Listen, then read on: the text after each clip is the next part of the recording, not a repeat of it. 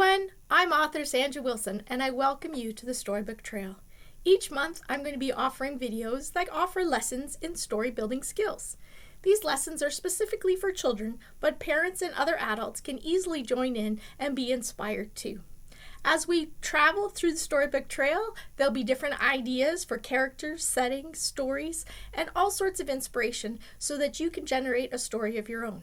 Now, it's the inspiration of the story that's important. So whether you write it down yourself, have somebody else write it for you, dictate it to the computer, just draw it as pictures, or act it out as a play, however you choose to create your story is perfectly acceptable. I just want to give you the inspiration to get those story juices flowing, to get your imagination soaring.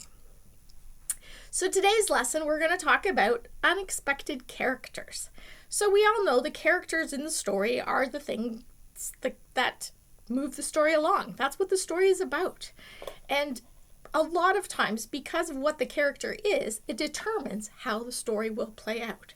So, for example, if we take the three pigs and the big bad wolf, we know he's a big bad wolf, so when he huffs and puffs and blow down the house, those are kinds of things that are expected that he could do. And he wants to eat the pigs because that's what a wolf would do, because, you know, they're hunters. So that's not very unexpected. That's what we'd expect that character to do. What I want to talk about is picking an unexpected character and having that character take the story forward. So for example, if we had a snowboarding dinosaur, so normally you probably wouldn't see a dinosaur snowboarding because there aren't any dinosaurs. But in our imagination, this might be something, but it might not be something you expect when you're writing a story about snowboarding. So then you start thinking, well, if I had an unexpected character like a dinosaur, how does that change the story? Or how does that make the story come to life? What would the dinosaur feel, hear, do? Would it have a hard time finding equipment? Would the dinosaur be a giant like the lizards that they were? Or would it be more our size so that it fits into our equipment? Why would a dinosaur want to go snowboarding? And what would happen next? Because of it's a dinosaur, and especially the type of dinosaur. So if you have one with maybe a long tail or a long neck or short little arms, that would change how the story would be. What if it was a T-Rex with short little arms and he fell over? How is he going to get back up? All these kinds of things can help drive your story because you've created a character that's a little unexpected. So keep that in mind when you're thinking of a story. Think of other stories that have characters, and what if you substituted an unexpected character in its place?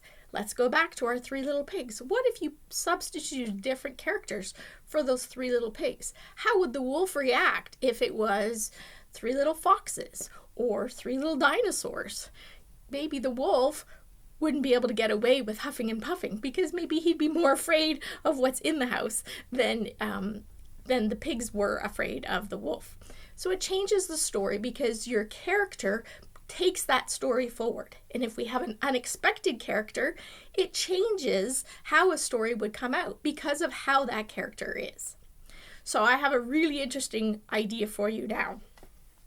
What if you love books and you want to write maybe a story about a library or a bookstore? That would be kind of cool. But how do we make that more interesting? How do we make it more unexpected so that it makes it exciting to read?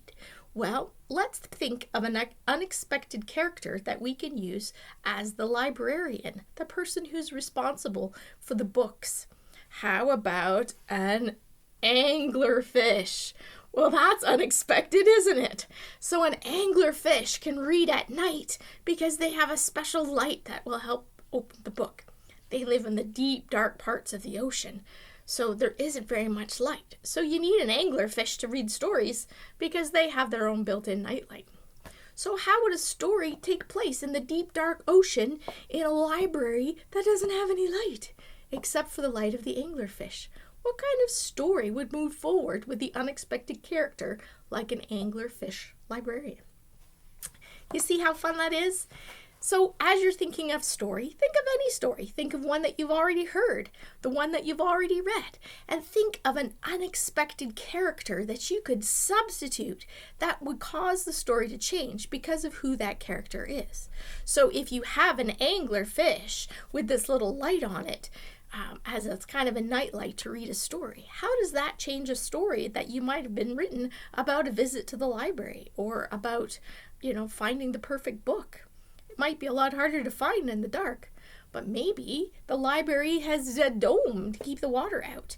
Now, how does that change the story? So, using your unexpected character idea, I hope you can come up with a wonderful, fun, unexpected story.